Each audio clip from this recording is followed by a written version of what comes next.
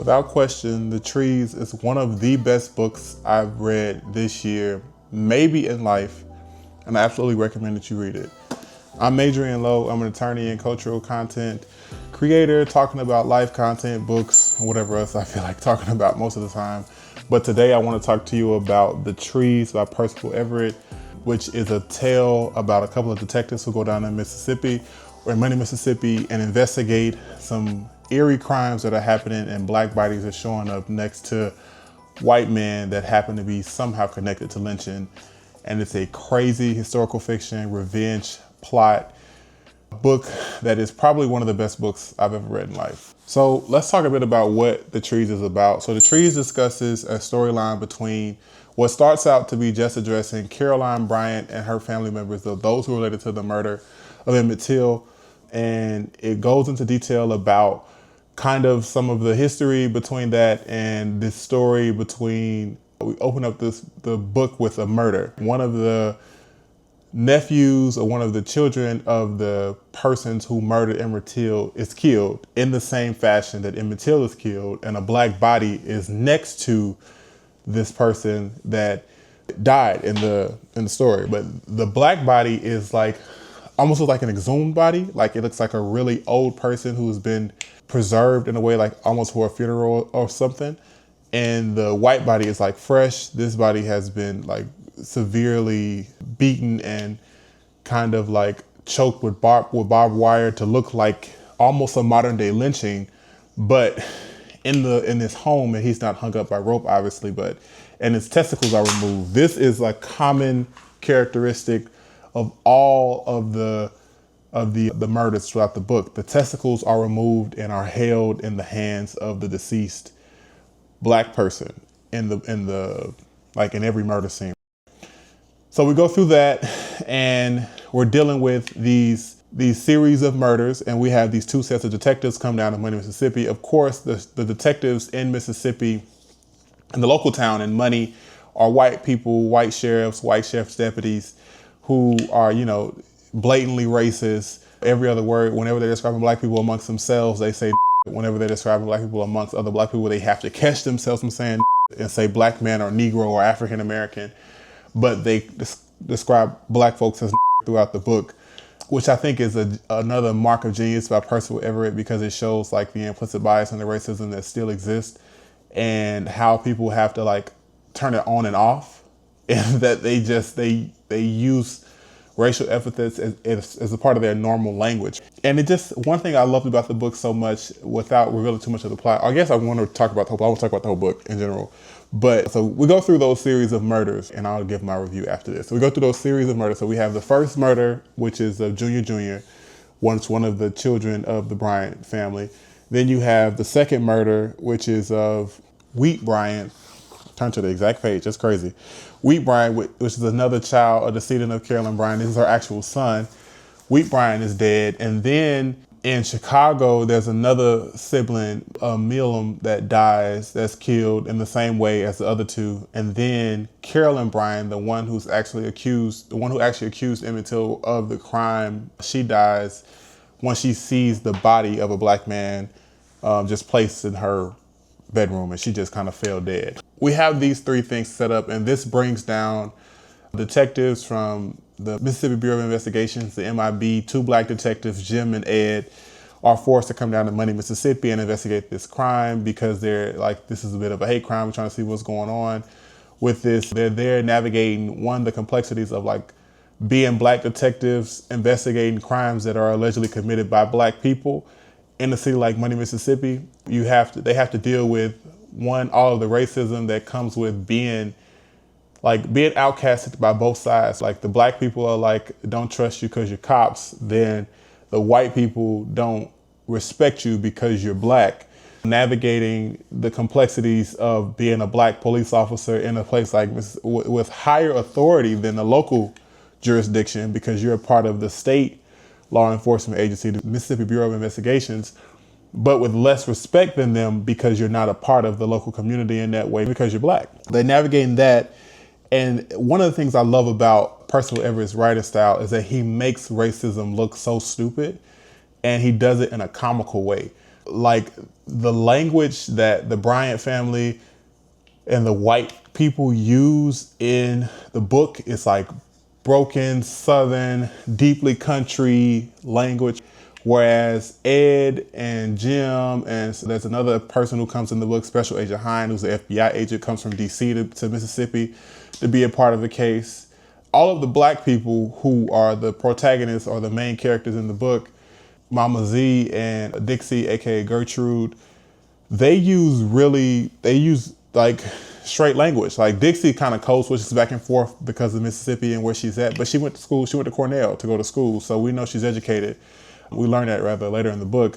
But all the language that they use is refined, and it's proper English. And I think it's so funny it's brilliant rather how he uses that.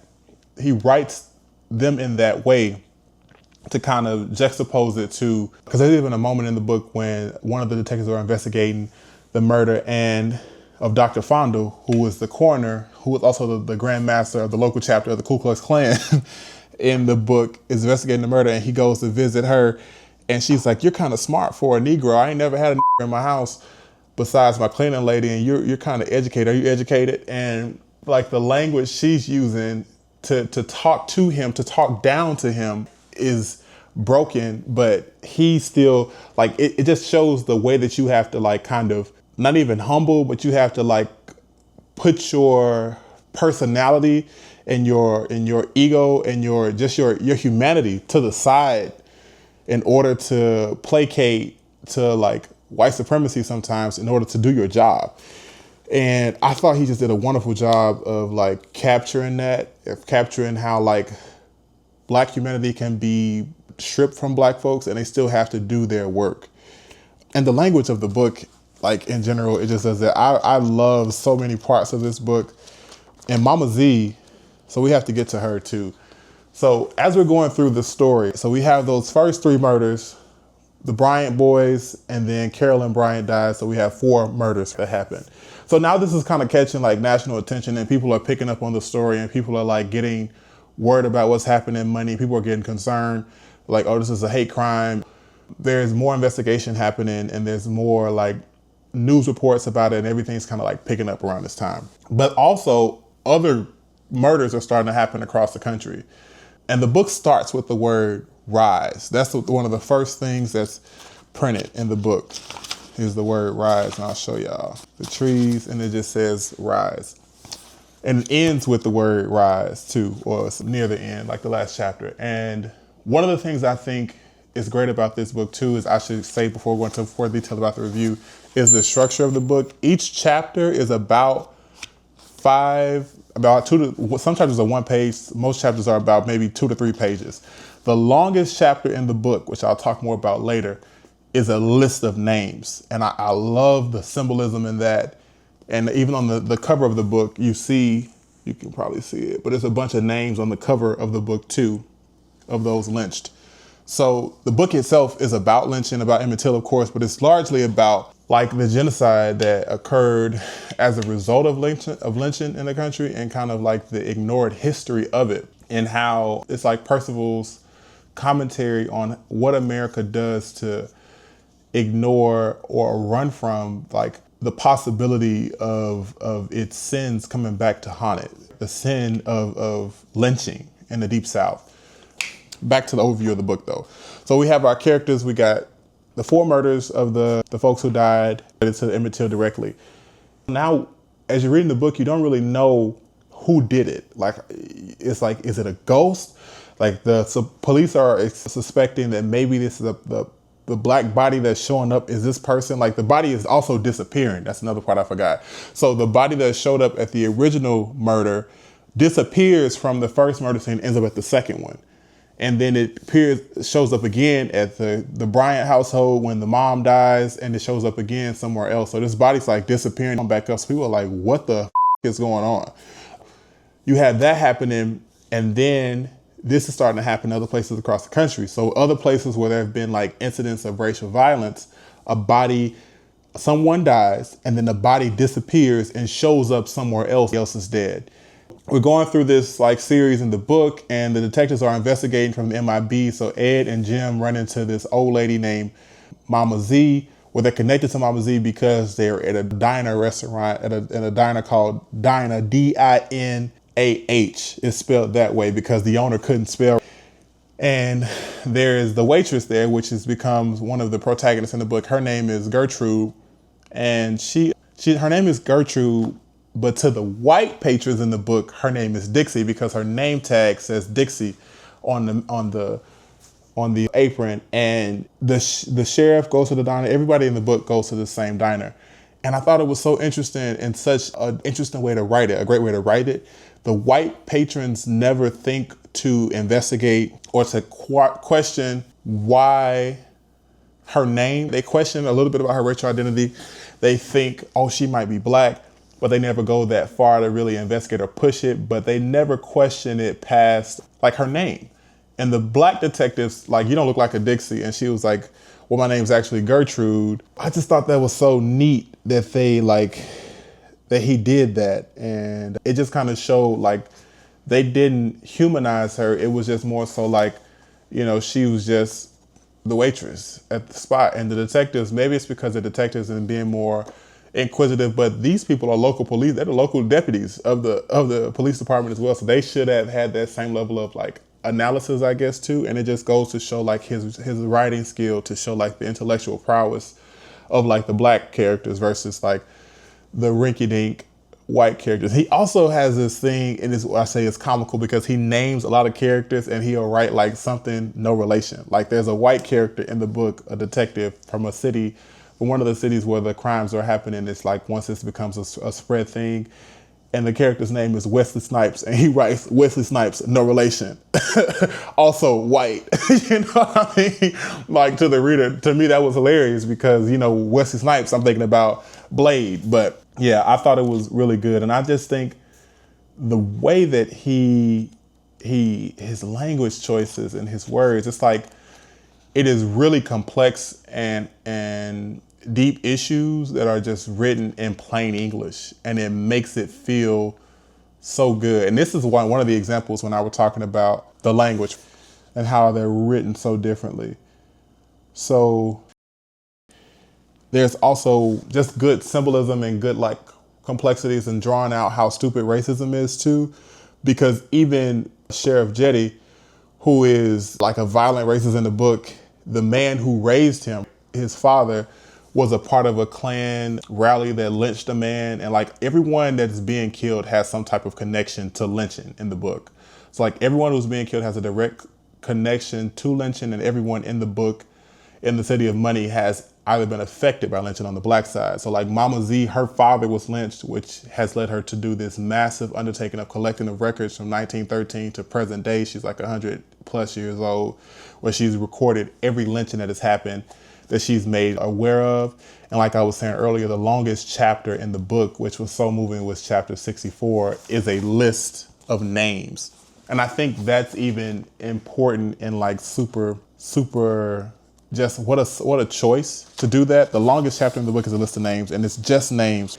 Some of these names I'm sure are real, some are probably made up, but there's these parts in the book where he says like unknown male, unknown female, 16 unknown males, Annie Walker, David and Annie's 4 children, 16 adult men. And then there's this paragraph in the center of this analysis of these names, because we're sitting here going through these names, and at this point, one of Gertrude's friends has come down, that she went to college with, has come down from Chicago. He's a professor at a school, and he's going through the dossiers of Mama Z that she has of all the names and all the books that she's collected over the years of the lynchings, and he's writing each name down. And Mama Z comes in the room and she asks him, what is he doing? And he says, when I write the names down, they become real, not just statistics. When I write the names down, they become real again. It's almost as if they got a few more seconds here. Do you know what I mean? I would never be able to make up this many names. The names have to be real. They have to be real, don't they?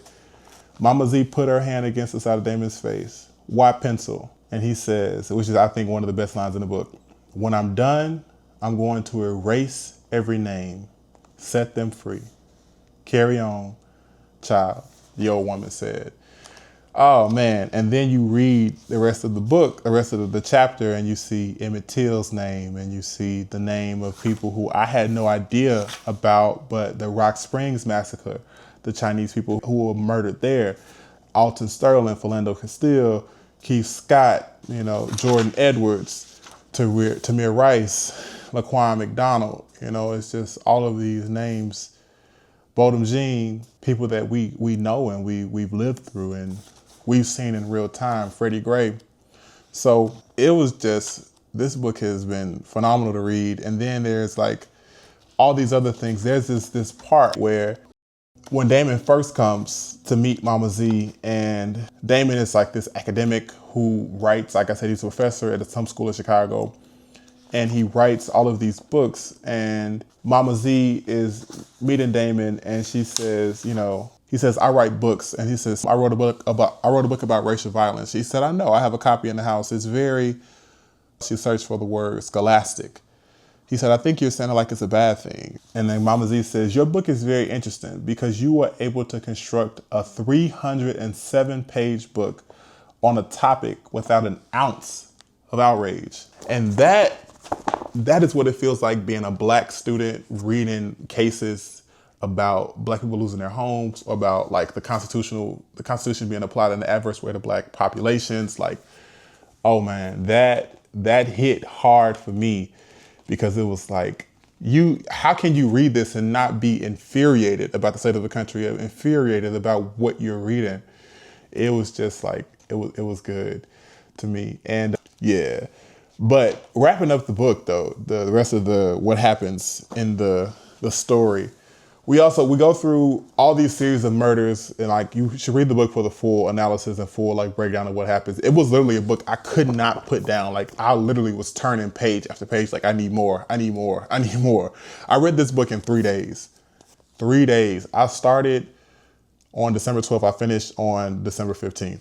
But the story wraps up with they're going through all of these murders, and things are kind of happening. So they end up finding out like this truck of bodies went missing, and like bodies that no one claimed. This company like lost a truck of bodies, and Gertrude and Mama Z are somehow connected. They run like the secret dojo of ninjas who are able to get in and out, kill people without it looking like they were there, and place the dead bodies that they stole in these places. But they're only responsible for 3 of the murders, not all of the murders. After a while, copycats start appearing, and also in places where other people have been lynched. So there's like a Rock Springs rising, there's like a murder rising wherever someone has been like this racial violence has occurred. Tulsa.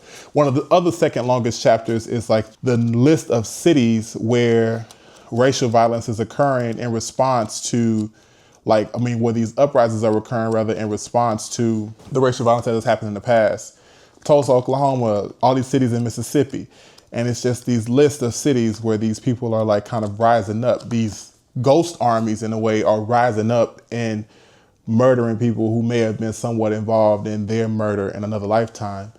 And it's just a powerful way to reclaim the narrative about, one, to get the information out there about lynching, because I don't think we talk enough about it in general. I think it's kind of like this glossed over, much like a lot of Black history in this country is glossed over. It's talked about as if it happened in this one place and it was like this isolated incident. But this was an internal, consistent onslaught of Black Americans for decades at a time, from like the 1880s through the 1970s. And even if you include some of what's happening today, you can call these things lynchings too. And it just continued to happen. And I think for Percival Everett to craft this story that puts the power back in Black readers and Black people's perspective, and shifts it away from like not a victimhood, because and these people did lose something. They lost their lives, and then people lost family members, and they lost blood. But the historical fiction is like a reclaiming of a power, in a sense that, one, it honors the dead because it lists their names in print, and then 2, it gives them a story and a homage to their life and their memory in a way that reflects some type of like justice for people who may not believe in, God or a spiritual justice. It gives a physical one in this world. And it's just funny. The book is funny. I'm telling you, it makes jokes and mockery of current politics and just like everything that's happening today. And there's just a lot of discretionary things I'm missing that I can't cover in this review. I can't get to everything, of course, but yeah, it was just overall 10 out of 10 read. I hate that I just discovered it this year. If you have not read this yet, I would highly recommend grabbing it. Grab your copy of The Trees by Percival Everett and read it. I'm not trying to sell you on it. I just want you to read it. I'm not trying to say nothing, but I think you should read it rather. Great book. Check it out. Around my pocket, like a local bookstore. I shop at local bookstores. Got mine from Solid State Books in DC. Make sure you grab a copy, check it out, and let me know what you think in the comments if you read it. I will see you next time. Make sure to subscribe, like, and follow. And if you want more book reviews, let me know, and I will be happy to share that. Peace.